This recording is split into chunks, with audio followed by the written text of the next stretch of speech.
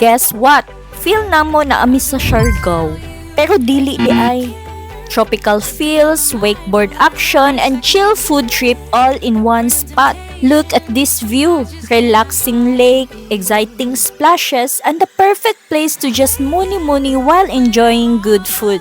Food plus vibes, perfect combo. Curious as a nga place? Watch the full vlog on my channel to find out. But baby